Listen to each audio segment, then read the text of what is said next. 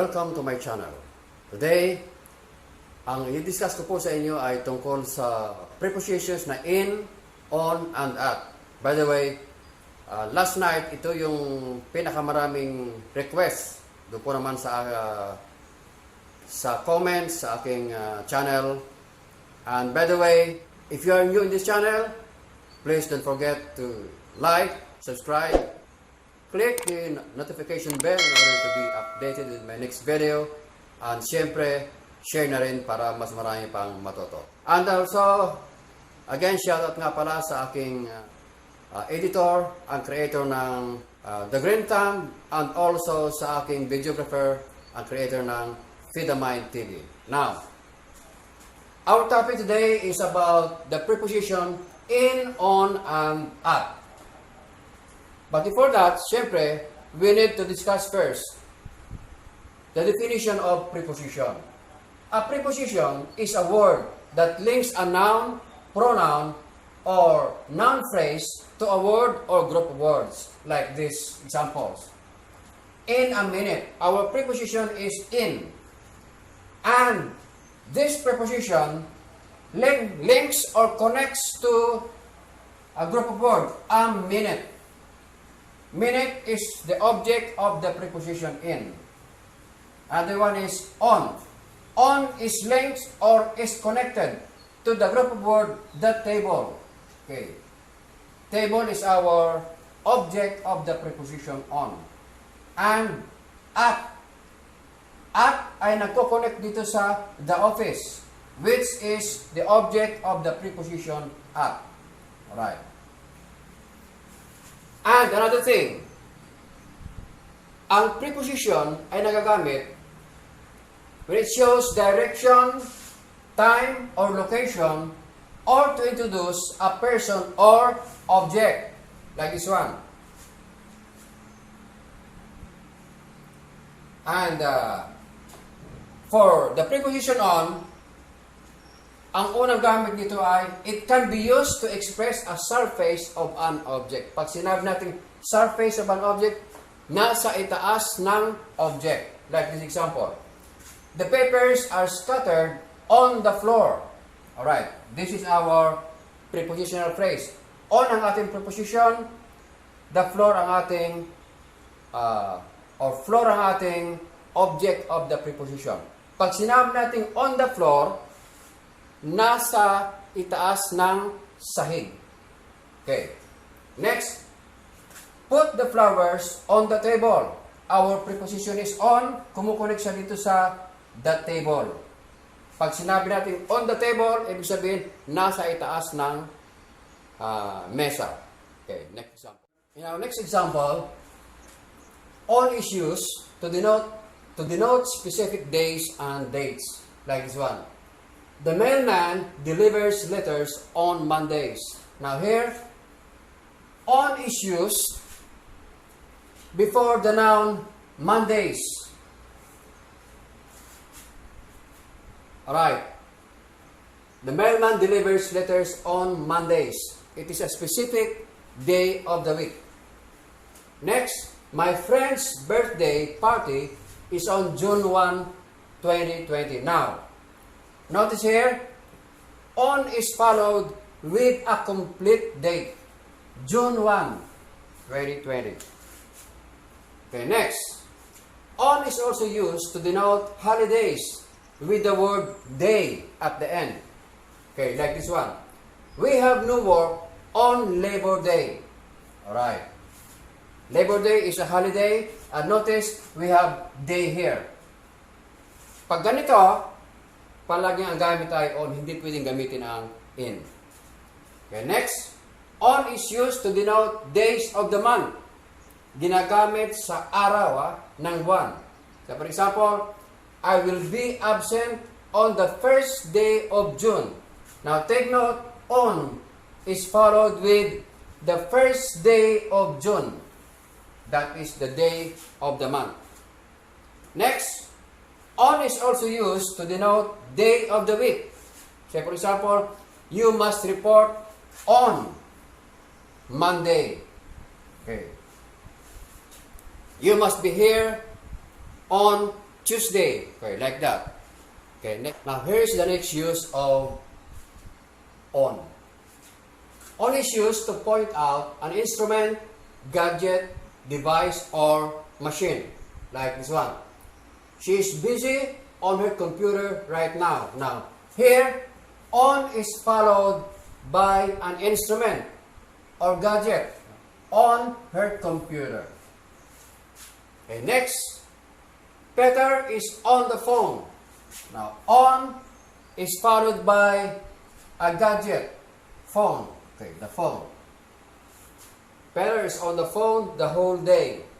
Next, the accident will be shown on the TV tonight. Now here, the preposition on ay sinusundan ng instrument or gadget. We have TV. Okay.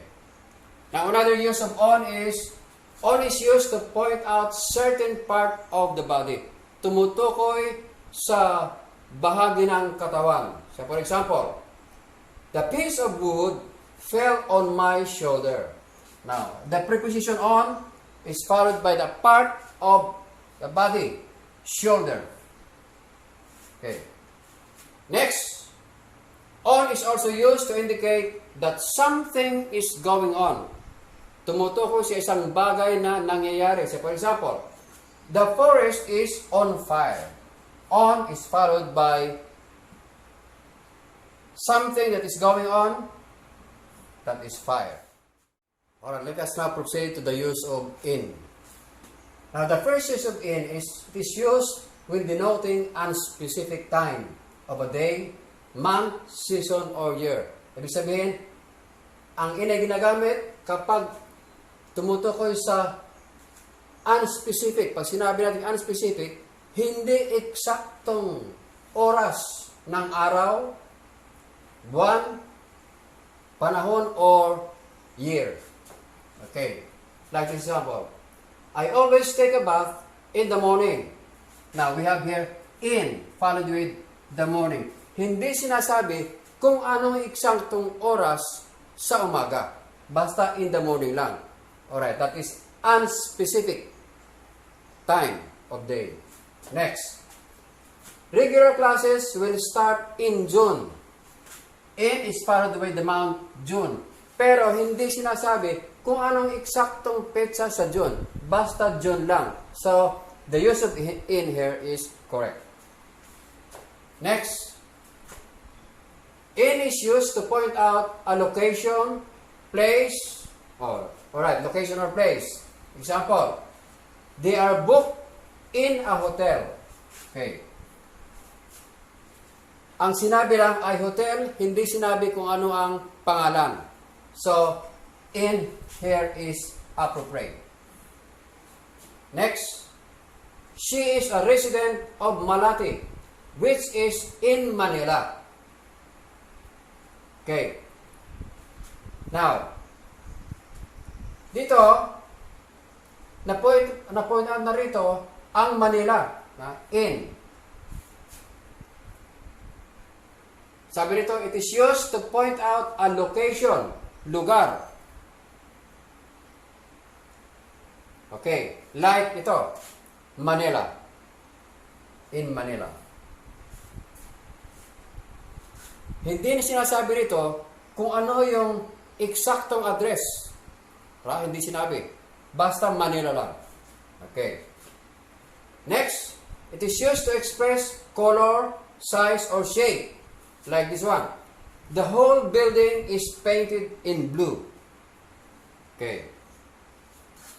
We have here in followed with the color, blue. Ang sabi, ang in daw ginagamit kapag tumutukoy sa kulay. Okay, in blue is correct. Next, they form a group in circle. Sabi nito sa role, it is used to express shape. So we have here circle, in circle. Okay, next. Now, another use of in is, it is used to express feeling, opinion, belief, interest. Alright, interest. Like this example. I don't believe in miracle. Now, in here is followed by an opinion. Miracle. Next, she is not interested in playing card games. Now, our preposition here is in. Sinusundan ito ng playing card games. This is interest. Okay, playing card games. Next, we're now going to discuss the use of at. Now, at here is used in expressing specific time. Yung eksaktong oras. Example, we should meet at 1 p.m. Eksaktong oras ito.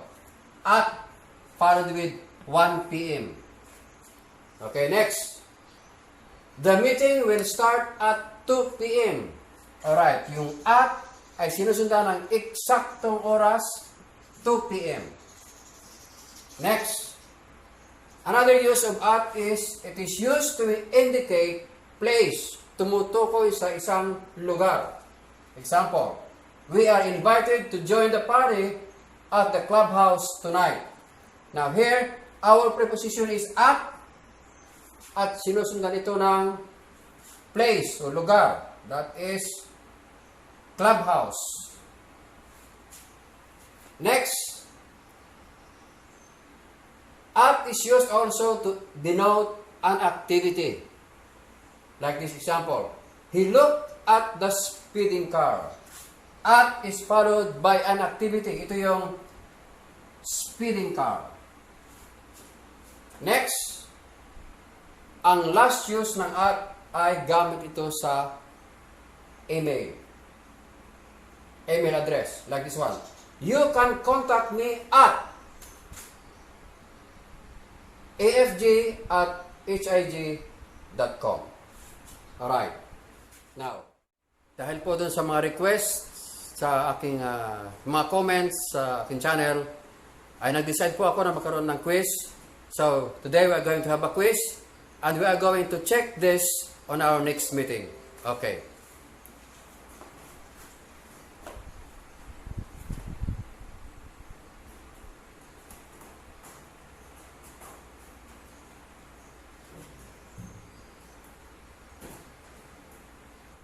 Alright, that's enough for today.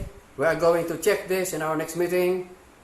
Now, before we close this session, if you are new on this channel, please don't forget to subscribe, like, click the notification bell in order to be updated with my next video. At syempre, share na rin para mas marami pang matuto. Thank you very much for watching. See you in my next video.